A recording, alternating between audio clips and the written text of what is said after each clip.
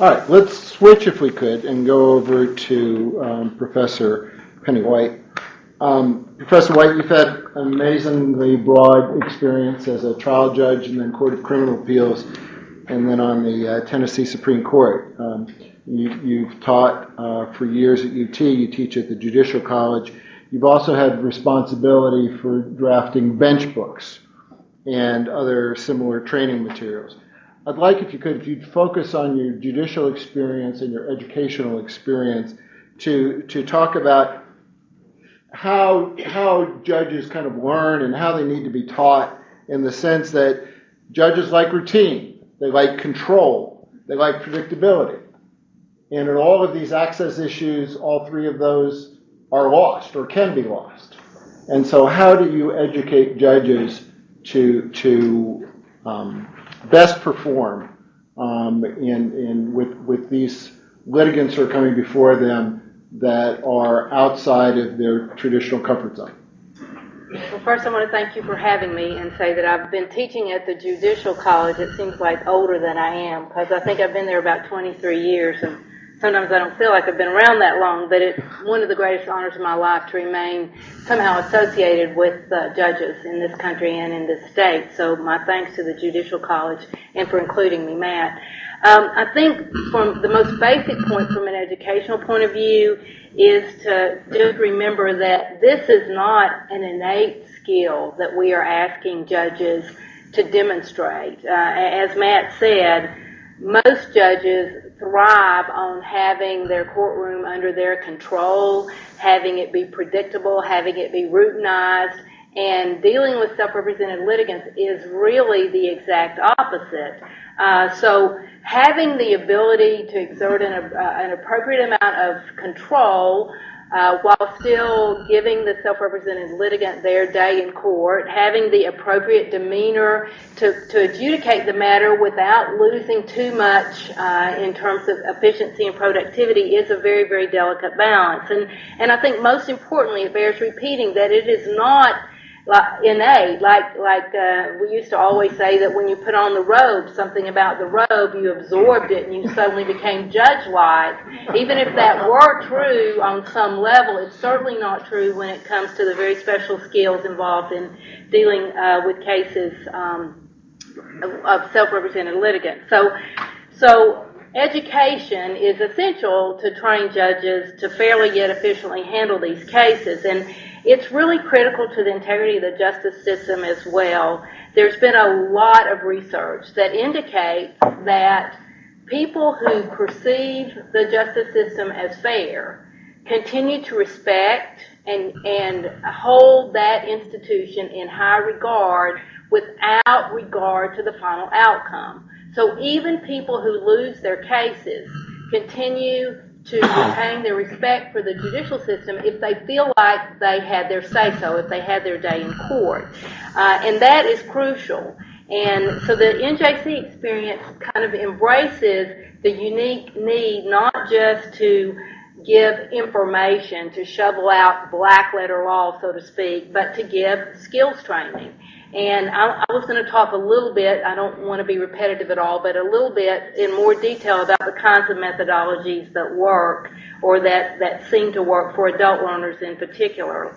So one of the things I think that's most important about the National Judicial College is that the staff forces you to identify in advance of every course your learning objectives. So those of you in the room, I bet you there are some people who've done this. You've kind of written your CLE materials on the way to your talk. Not so at the Judicial College. First off, you identify your learning objectives, and then you set about to develop the methodology that will best effectuate that learning objective. And I want to mention just 4 different types of methodology. One, Judge Ash has already talked about, and that's role play. And if you think about it, causing a judge in real time to react to something that might happen in the court is an incredible, scary thing for judges, but it's also an incredible, rich learning experience because the judge is reacting not only on the spot, but in the presence of other judges.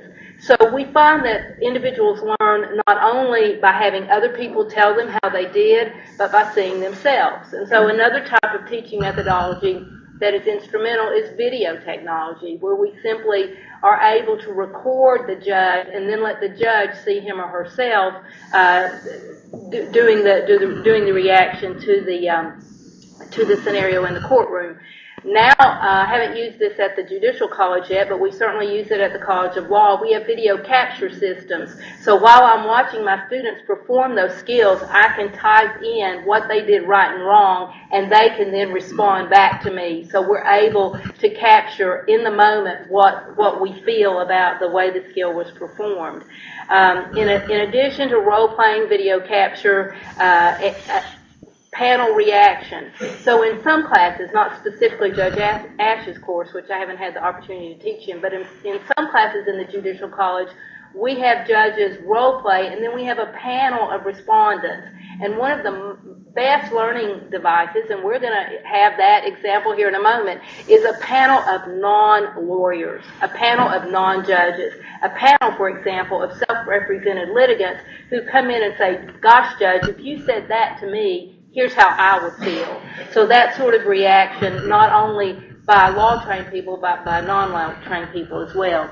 There are best practices videos. I was speaking with one of the members of the Board of Trustees. The American Bar Association Access to Justice Task Force for the section of litigation has created best practice videos that judges can use and react to, and then, of course, bench books.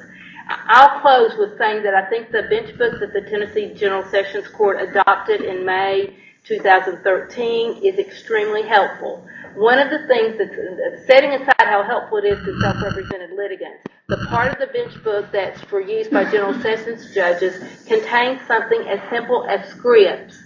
What to say does not always come naturally. So these scripts that a General Sessions judge can look at and utilize when addressing a particular issue in the courtroom with a self-represented litigant, I think goes a long way in furthering the education that they might get at the college or here within the Tennessee Judicial College. And I think a similar bench book for circuit court judges would be instrumental. Having written a few of those bench books decades ago, not recently, I also came up with two ideas that I hope Buck and the Commission will think about, or the TGSC or the TJC, and that is you really could script out many of the common motions.